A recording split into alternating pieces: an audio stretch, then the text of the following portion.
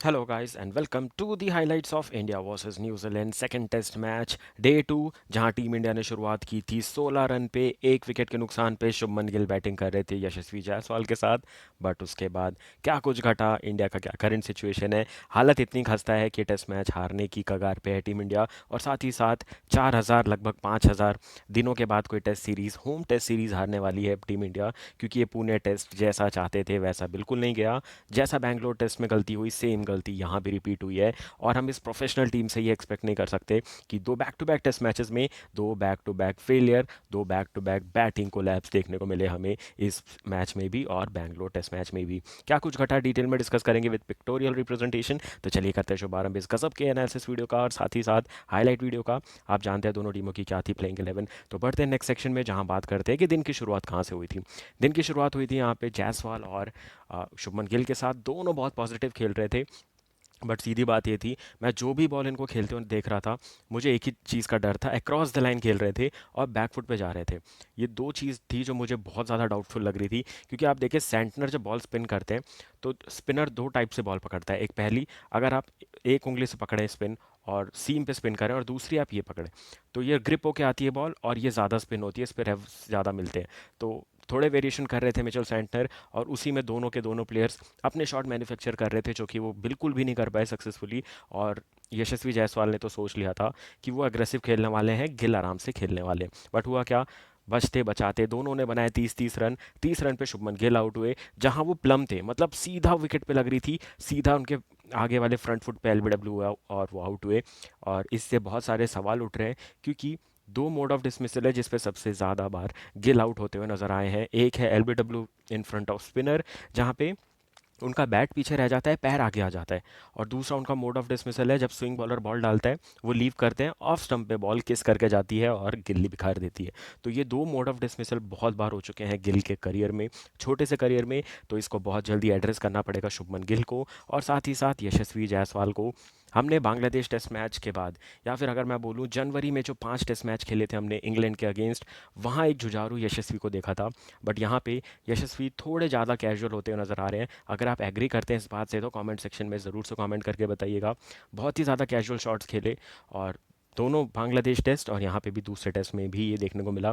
जहाँ थोड़ी और लंबी पार्टनरशिप हो सकती थी, वहाँ अपना विकेट फेंक करके गए यशस्वी जायसवाल। उसके बाद आए सरफराज और विराट कोहली, जहाँ पे तो भाई ऐसा हो चुका है कि जब घर घर के बड़े नहीं रन बनाएंगे तो कोई रन नहीं बनाएगा। जीरो पे ऑलरेडी आउट हो चुके थे रोहित शर्मा। अब जैसी इंडिया की बैटिंग शुरू हुई थी, विराट कोहली आए और वो बॉल, रेव्स ज़्यादा थे तो लग रहा था फुल टॉस हो जाएगी। तो लास्ट में शॉट चेक किया विराट कोहली ने, बॉल जस्ट सामने बाउंस हुई और बैट ज़मीन पर टच हुआ, जो कि नहीं आ पाया बॉल से पहले, और बॉल जाके लगी विकेट पे और विराट कोहली 1 रन पर आउट हो गए। फिर उसके बाद पंत बैटिंग कर रहे थे सरफराज के साथ। सरफराज ने भी थोड़ा कैजुअल शॉट खेला, सोचा अग्रेसिव अप्रोच लेना ही बेस्ट ऑप्शन है। आगे बढ़े, मिस टाइम हुआ, आउटसाइड एज लगा और आराम से विलो रूक के हाथ में कैच चला गया, वो भी आउट हो गए। और सेंटनर ने बहुत अच्छी बॉलिंग की है। Just take a moment and appreciate Mitchell Santner, जो उनने काम किया है। 7 विकेट सुंदर ने लिए थे तो हमने उनकी तारीफ की थी। तो ये फॉरेन से आता हुआ प्लेयर, एक अच्छा स्पिनर जो कि कंसिस्टेंट नहीं है, इनको रेगुलर टेस्ट मैचेस खेलने को नहीं मिलते हैं, फिर भी ये इनको इस टेस्ट मैच में मौका मिला। इस सोडी से पहले आए और 7 विकेट लेकर के गए। तो बहुत अच्छा काम किया सेंटनर ने, क्योंकि बहुत आसान नहीं होता ये करना। जो किया है डिफ़िकल्ट कंडीशन पे किया है, और एक मास्टर क्लास बैटिंग लाइनअप के सामने किया है, जहां पंत से लेके सरफराज से लेके नीचे जो पूरी बैटिंग लाइनअप थी, सबका सफाया कर दिया पूरी तरीके से मिचेल सेंटनर ने। और टीम इंडिया का ये बहुत ही खतरनाक कोलैप्स था। कल तक हम उम्मीद कर रहे थे 16 पे 1 है, और जब जायसवाल गिल बैटिंग कर रहे थे तो लग रही थी अच्छी पार्टनरशिप जा रही है। बट उसके बाद हमने एक्सपेक्ट नहीं किया था कि हम 156 पे ऑल आउट हो जाएंगे। और डी ड्रीम कम ट्रू था ये पूरी तरीके से सेंटनर के लिए। 7 विकेट लिया, इनका पहला 5 विकेट हॉल था ये टीम इंडिया के लिए। और आप यहाँ पे एक और बात सबसे इंपॉर्टेंट बताने वाली ये है कि टीम इंडिया की बैटिंग आज इस मैच के लिए 9वें नंबर तक थी। मैं बुमराह और आकाशदीप सिंह को निकाल के सबको जानता हूँ, सब अच्छी बैटिंग करते हैं, हम सब मानते हैं ये चीज़। क्योंकि 9वें नंबर पे आ रहे थे वाशिंगटन सुंदर, और हम 156 पे ऑल आउट हुए। और इसके बाद सोने पे सुहागा एक और चीज़ बताता हूँ। तीसरी पारी में बैटिंग करने आई है न्यूजीलैंड की टीम, वो 198 बना चुकी है। तो मतलब पिच अभी भी बैटिंग के लिए अच्छी है। हमने ही कैजुअल अप्रोच दिखाया, हमने ही विकेट टेकिंग बॉल बना दी, वो विकेट टेकिंग बॉल नहीं थी। बट टीम इंडिया ने अप्लाई करने में दिक्कत दिखाई। और हम जानते हैं कि अभी टीम इंडिया ट्रांजिशन से गुजर रही है। पुजारा की जगह पे हमने गिल को सेटल करना है अभी। रहाणे की जगह पे हम सरफराज के एल राहुल को ट्राई कर रहे हैं। आगे चलते हुए विराट और रोहित नहीं खेलेंगे, तो ट्रांजिशन में है अभी भी टेस्ट टीम, मान लिया ये बात। बट इतना कैजुअल अप्रोच, वो भी अपनी होम कंडीशन में, बिल्कुल भी एक्सपेक्टेड नहीं था हमें। और जो टीम इंडिया, हम लोग इतना प्राउड थे कि अब WTC का फाइनल इंडिया तो खेल रही है, सेकेंड टीम कोई भी हो सकती है, बट अब ऐसा नहीं रहा है। अब पूरी तरीके से WTC का बोर्ड खुल चुका है, क्योंकि इंडिया ऑस्ट्रेलिया लगभग बराबर पॉइंट में हो जाएंगे अगर इंडिया ये टेस्ट मैच हारी। फिर बॉर्डर गावस्कर में जो जितने मैच जीतेगा वो ऊपर जाता जाएगा, जो हारेगा वो डबल मार सहता वो नीचे आएगा। और इससे मौका बनेगा किसी तीसरी टीम को, जहाँ न्यूजीलैंड हो सकती है, श्रीलंका हो सकती है, जो कि चढ़ाई करके खेल सकती है फाइनल। तो अब आँख खुलनी बहुत ज़रूरी है टीम इंडिया की, क्योंकि दो मैचेस में, दो टेस्ट मैचेस में, और दोनों टेस्ट मैचेस की पहली पहली इनिंग में बैटिंग कोलैप्स देखने को मिला टीम इंडिया की तरफ से। टीम इंडिया ने 103 रन की पहाड़ जैसी लीड दे दी थी, जहाँ पे अगर 100 रन भी न्यूजीलैंड बनाती तो भी बहुत है, क्योंकि 200 चेज़ करना पुणे की कंडीशन में, पूणे की पिच पे बहुत ही डिफिकल्ट है। क्योंकि अगर आप देखें, बॉल भी बहुत जल्दी पुराना हो रहा है। और वहाँ भी फिर कौन छाया? वाशिंगटन सुंदर 4 विकेट ऑलरेडी ले चुके हैं, 5 में से 1 विकेट अश्विन को मिला है। टीम इंडिया को कमबैक करने का मौका न्यूजीलैंड ने बिल्कुल नहीं दिया, क्योंकि 5 के रन रेट से खेलना शुरू किया है।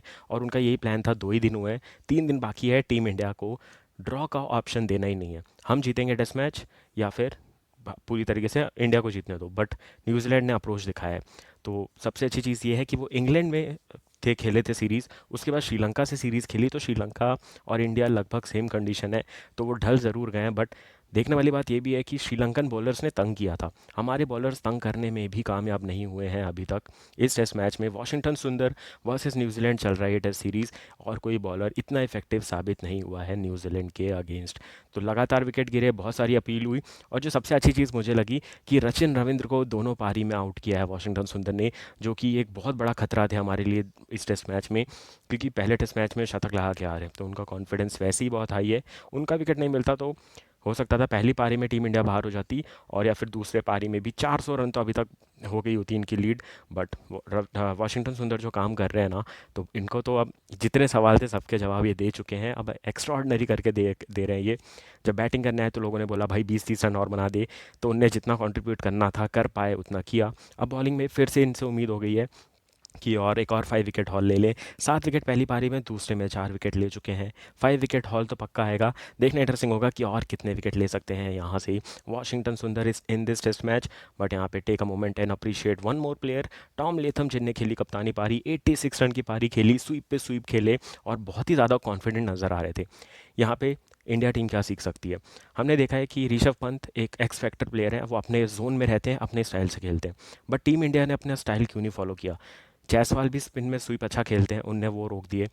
फिर उसके बाद विराट, वो शॉट कभी नहीं खेलते हैं, वो स्वीप उनने वो खेलने गए, अगर सीधा बैट से खेलते सिंगल आता या फिर डॉट बॉल होती। तो जो कन्वेंशनल वे ऑफ मेथड है सबका, सबका एक स्टाइल होता है क्रिकेट खेलने का, वो छोड़ के टीम इंडिया एक अलग अप्रोच पे जा रही है। वहीं न्यूजीलैंड अपने बेसिक को स्ट्रॉन्ग कर रही है, कि आप हमारे पाले में बॉल डालोगे तो हम मारेंगे, अगर आप अच्छी बॉल डालोगे तो हम डॉट भी खेलने के लिए रेडी है। But team India over aggressive दिखने के चक्कर में बहुत ज़्यादा नुकसान ऑलरेडी कर चुकी है अपने इन दोनों टेस्ट मैचेस में। और ये बहुत बड़ा खतरा मंडरा रहा है इस टेस्ट मैच में, क्योंकि 301 रन की लीड हो चुकी है न्यूजीलैंड के पास, जो कि बहुत ही डिफिकल्ट होने वाला है चेज़ करना इन दी फाइनल इनिंग्स। अगर मैं बात करूँ डे 2 की समरी वाइज क्या कुछ घटा सेशन में, पहले सेशन में 27 ओवर 91 रन बने थे, 6 विकेट गिरे थे, 6 के 6 टीम इंडिया के विकेट्स, और ये मेजर कोलैप्स देखने को मिला था। दूसरे सेशन में सिर्फ 7.3 ओवर खेले इंडिया ने, जहां 49 रन बने, और 3 के 3 विकेट गिर के इंडिया हो गई ऑल आउट। फिर आई न्यूजीलैंड बैटिंग करने, 20 ओवर की बैटिंग की न्यूजीलैंड ने सेकंड सेशन में, 85 रन बनाए तेज़ी से 2 विकेट के नुकसान पे। और तीसरे सेशन में 33 ओवर का गेम हुआ, 113 रन बने, 3 विकेट गिरे हैं। और पूरी मैच समरी देखें तो 87.3 ओवर का गेम हुआ है, जहां 338 रन बने हैं, और टोटल 14 विकेट गिर चुके हैं इस पूरे के पूरे टेस्ट मैच में। पहले दिन गिरे थे 11 विकेट, दूसरे दिन गिरे हैं 14 विकेट, तीसरे दिन भी अगर इतने गिर गए तो मान लो टीम इंडिया टेस्ट मैच हार गई, क्योंकि सिर्फ 5 विकेट बचे न्यूजीलैंड के, तो 5 तो उनके गिरेंगे ही गिरेंगे। अगर 14 विकेट गिर गए तो मान लो इंडिया ही टेस्ट मैच हारने वाला है। तो इससे कम विकेट गिरने हैं, और चौथे दिन तक अगर टेस्ट मैच नहीं गया तो मान लो इंडिया ही टेस्ट मैच हार जाएगा। और बैक ऑफ द माइंड मैं मान चुका हूँ 60% टीम इंडिया ये टेस्ट मैच हारने वाली है। बट कुछ भी हो सकता है, कारनामा करने के लिए जानी जाती है टीम इंडिया, फाइट बैक के लिए। और जो हमने देखा कि एक मेजर कमबैक भी करके दिखा सकते हैं, तो सीधी बात, घर के बड़ों को चलना पड़ेगा, खासकर रोहित शर्मा को थोड़ा और डिफेंसिव होना पड़ेगा। अब हम वैसा नहीं चाहेंगे कि रोहित शर्मा अग्रेसिव खेलते रहेंगे, बाकी अपने स्टाइल से खेलेंगे। ये हमने देखा था T20 50 ओवर वर्ल्ड कप के फाइनल में कि रोहित शर्मा अच्छा स्टार्ट दे रहे थे, बाकी स्लो हो जाते थे, बट रोहित आउट तो पूरी बैटिंग ऑर्डर कोलैप्स। तो यहाँ पे रोहित शर्मा को भी अपने विकेट पे प्राइस लगाना पड़ेगा कि मैं भी स्ट्राइक रेट 10-20 के स्ट्राइक रेट से खेल सकता हूँ। मेरे को ज़रूरी नहीं है कि मैं हर बॉल पे ही हिटिंग के लिए जाऊँ।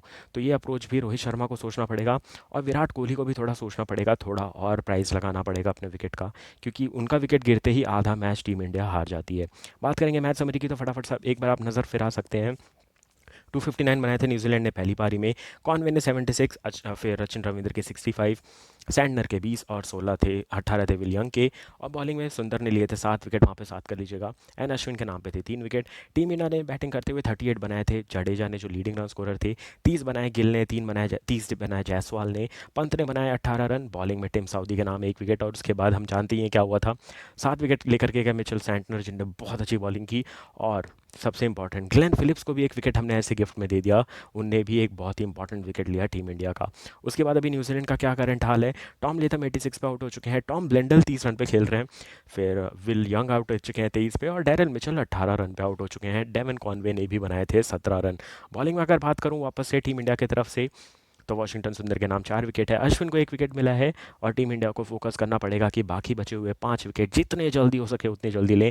हो सके तो 100 रन के अंदर अंदर, 100 भी ज़्यादा बोल दिया, जैसा हमने पहली पारी में देखा था 201 पे 5 थी न्यूजीलैंड और 259 पे ऑल आउट हुई थी। तो वैसे ही कुछ करना पड़ेगा, 50-60 रन के अंदर ऑल आउट, और फिर एक डेडिकेटेड चेज़ दिखाना पड़ेगा जहां पूरी जान झोंकनी पड़ेगी टीम इंडिया को इस रन चेज़ में। मान के चलो 404 एक रिकॉर्ड चेज़ करने वाले हो आप। तो अभी टीम इंडिया 301 रन पीछे है, न्यूजीलैंड 301 रन आगे है इस टेस्ट मैच में। अब पॉजिटिव अप्रोच के साथ टीम इंडिया को उतरना है, पेसर हो स्पिनर हो सबको अपना बेस्ट देना है, जल्दी ऑल आउट करना है, और फिर जुजारी पारी खेलते हुए चेस करना है। ऐसा कुछ टाइम लिमिट तो बचा नहीं है। अगर न्यूजीलैंड ऑल आउट भी हुआ तो 2.5 दिन का गेम बचा है, 2.5 दिन बहुत होता है टेस्ट मैच जीतने के लिए। तो ओवर का तो बिल्कुल प्रॉब्लम नहीं है, एकदम पुजारा जैसी बैटिंग करो, मैं तो बोल रहा हूँ थका थका के रन बनाओ तो भी बनते हैं इतने रन 2.5 दिन में। तो टीम इंडिया को थोड़ा स्लो डाउन करना पड़ेगा इस मैच को, और जब लगे कि न्यूजीलैंड के बॉलर्स थक चुके हैं, फील्डर थक चुके हैं, तब एक्सेलरेट कर सकती है टीम इंडिया, क्योंकि हम जानते हैं कि न्यूजीलैंड को एक कंडीशन पसंद नहीं है, अगर ज़्यादा देर धूप में रहेंगे तो ज़्यादा थकान के चक्कर में टीम इंडिया को फ़ायदा भी हो सकता है, तो उसका भी सोचना पड़ेगा। प्लस 5th डे तक अगर ये टेस्ट मैच लेके गई इंडिया, तो वहाँ पे रैंक टर्नर होने लगेगा, पिच पूरी तरीके से टूट जाएगी। तो हमें रिजल्ट लाना है तो तीसरे दिन के एंड में या फिर चौथे दिन के पहले दूसरे सेशन तक। तो कैसा खेलती है टीम इंडिया देखना इंटरेस्टिंग होगा, तो कल भी लेकर के आऊँगा पूरी हाईलाइट्स। और कैसी लगी हाईलाइट्स ज़रूर से कमेंट सेक्शन में कमेंट करके बताइएगा, और कोई भी सवाल है तो फटाफट से कमेंट सेक्शन में डाल दीजिएगा, उसका जवाब मैं दे दूंगा। So all the best and take care.